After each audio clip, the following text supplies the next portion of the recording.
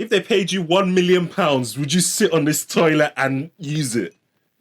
Ooh. Hey guys, it's David. Thank you so much for watching. And if you haven't watched my previous video where Grime Fighters went to go visit the worst flat in London, definitely check it out. In this video, we're going to be looking at another Grime Fighters property, and it is horrendous. Watch with me. Council property manager Steve has been called out to a one-bed flat where a tenant has died. It's his job to return the property to a rentable state as quickly as possible. He only has sketchy information from the police. This place could be horrible. Ooh. And on first impression, it's about as bad as it gets. You know a property is dirty when the guy has to use a key to turn on the light. Like, look at that wall. Is that even wallpaper? This wall here it's awful. The mould is built up. That's mould. I've never seen mould build up on a wall like this. As Steve ventures further into the flat, he realises that the mould problem is comparatively minor. Well, the bathroom's completely full of rubbish. Yeah, I don't know what's under there. The whole bathroom has got bags and bags of rubbish. How? Wow. The bedroom looks pretty full of rubbish. Where his hands have been touching the doors, and whatever's on his hands is all over the doors and frames, and it looks to me like it's human feces. Oh my god. Passing around the property. Poo! The living room is absolutely filthy. Black, yellow tar everywhere. It's obviously a heavy smoker. The floors are absolutely disgusting. Cigarette butts everywhere. I think very rarely you get them this bad. For Steve, this flat is going from bad to worse, and he's not even seen the kitchen. The smell in the kitchen's getting worse. My god. Something's rotten in it. Just throw the whole house away. Just the whole thing. Just start from scratch. There's no point. There's no point. Like, what? It's a very disgusting smell. The cooking area may be one thing, but there are a few more surprises left on the windowsill. Oh, there's some teeth on here. Oh. He's pulled some teeth out by the looks of it. Oh my teeth god. On the windowsill, mixed in with the blue bottoms. I've never ever seen any teeth on a windowsill before. I've never found teeth in a property. You shouldn't. Teeth, but not their real ones. He's obviously pulled the teeth out himself. Probably while he's cooking his dinner or something. The big problem for Steve is that his council staff are not trained to deal with such an extreme clean. He's going to have to call on the services of a specialist company to even stand a chance of eventually returning this property to the rental market. They want someone to rent that? Wow. I don't care how clean they make that property. I even if they paid me to be renting it, I won't even be in there. Like, that's horrible.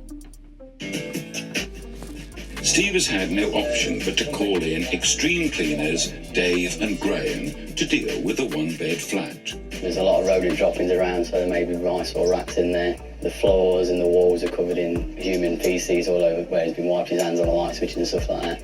It is pretty bad in there, so get suited up. Want to go at the office, sir?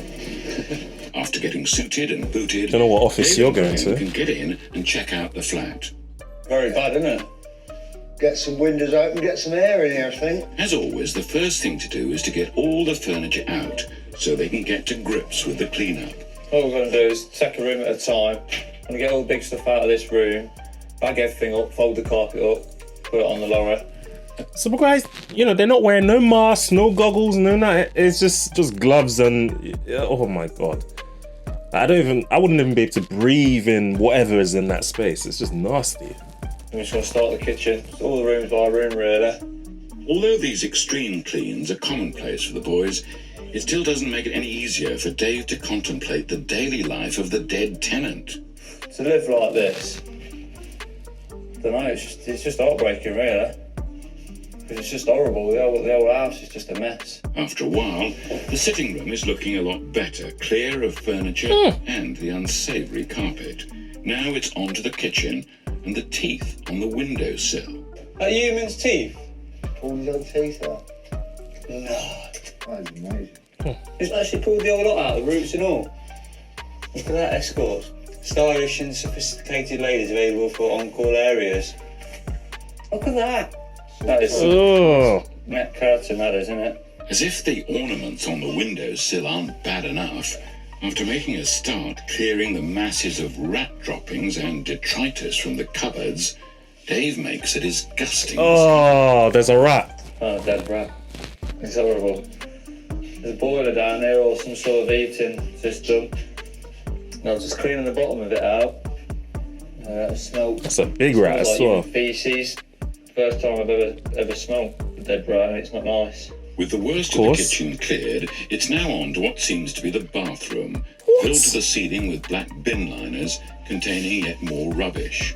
When eventually they clear the bags, the bathroom underneath is decidedly unpleasant. See that toilet? What is going on here? If they paid you £1 million, would you sit on this toilet and use it? Oh, absolutely disgusting. After the bathroom, the final room is the bedroom, stacked full of an array of boxes, old clothes and carrier bags. Now, having cleared a van load of furniture, the odd mattress and about 50 bin bags of rubbish, Dave is back to start the deep clean of the one-bed council flat. Today he's brought along Lee and the legend that is Showroom Rob. It's a nickname founded on a somewhat obsessive attitude towards cleaning. So the first thing Showroom tackles is the thick layer of nicotine coating the kitchen units. Nicotine, yeah, you don't normally find it in the cupboards when the doors are closed. It's even in there.